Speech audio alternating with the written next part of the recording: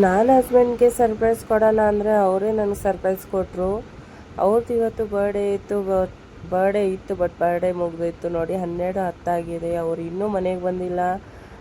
ಒಂದು ಆಫ್ಟರ್ನೂನ್ ಹೋಗಿದ್ರು, ಅವ್ರ ಫ್ರೆಂಡ್ ಕರೆದಿದ್ದಾರಂತ, ಇನ್ನೂ ಬಂದಿಲ್ಲ ಮನೆಗೆ.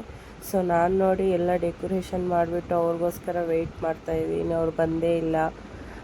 ನಿನ್ನೆ ನೈಟು 12 ಗಂಟೆ ಕೇಕ್ ಕಟ್ ಮಾಡಿದ್ನಿ ನಾನು. ಸೊ ಅದಕ್ಕೆ ಅವರು ಮಾಡಲ್ಲ ಅಂತ ಅಂದ್ಕೊಂಡಿದ್ರಂತೆ. ಸೊ ಹೋಗ್ಲಿ ಅಂತ ನಾನು ಸುಮ್ಮನೆ ಕುಂತ್ಕೊಂಡಿದ್ದೆ. ಡೆಕೋರೇಷನ್ ಎಲ್ಲ ಮಾಡಿ ಅವ್ರಿಗೆ ಹೇಳಿರಲಿಲ್ಲ ನಾನು ಬರ್ಡೇ ಸೆಲೆಬ್ರೇಷನ್ ಮಾಡ್ತಾಯಿದ್ದೀನಿ ಬಾ ಅಂತ. ಹೇಳಿದರೆ ಬಂದುಬಿಡೋರು.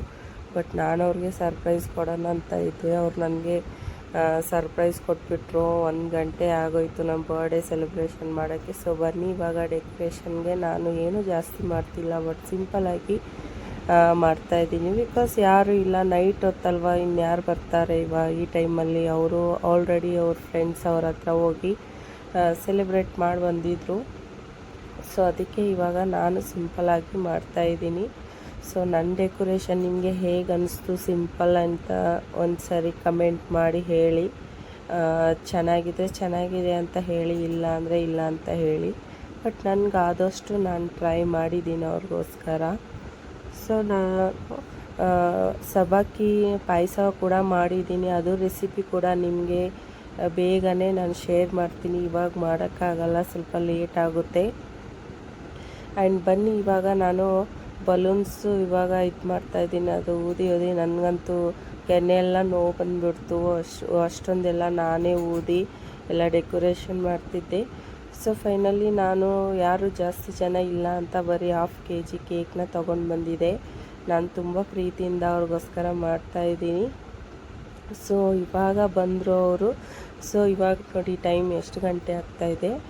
1 ಗಂಟೆಗೆ ಜಸ್ಟ್ 10 ನಿಮಿಷ ಕಮ್ಮಿ ಇದೆ ಅಷ್ಟೇ. ಸೊ ನೋಡಿ ಇವಾಗ ಬರ್ತಿದ್ದಾರೆ ಇವರು. ಬನ್ನಿ ಇವಾಗ ಅವ್ರ ಸರ್ಪ್ರೈಸ್, ಅವ್ರ ಫೇಸ್ ರಿಯಾಕ್ಷನ್ ನೋಡೋಣ. ಸೊ ನೋಡಿ ಅವರು ಬಂದ ತಕ್ಷಣ ಶಾಕ್ ಆಗಿಬಿಟ್ರು. ಬಿಕಾಸ್ ನಾನು ಇವಾಗ ಮಾಡ್ತಾಯಿದ್ದೀನಿ ಅಂತ ಅವರು ಅಂದ್ಕೊಂಡೇ ಇರಲಿಲ್ವಂತೆ.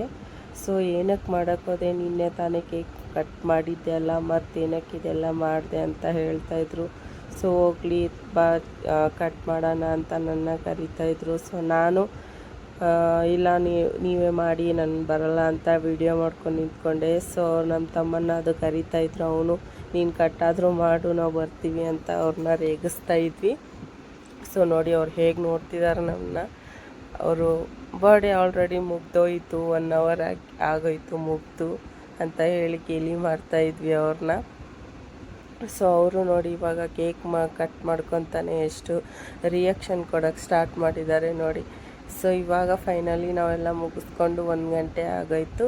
ಸೊ ಈ ವಿಡಿಯೋ ನಿಮ್ಗೆ ಇಷ್ಟ ಆದರೆ ಸೊ ನನಗೆ ಲೈಕ್ ಆ್ಯಂಡ್ ಫಾಲೋ ಮಾಡಿ ಆ್ಯಂಡ್ ಸಬ್ಸ್ಕ್ರೈಬ್ ಮಾಡಿ. ಮತ್ತೆ ನೆಕ್ಸ್ಟ್ ವಿಡಿಯೋಲ್ಲಿ ಸಿಗೋಣ.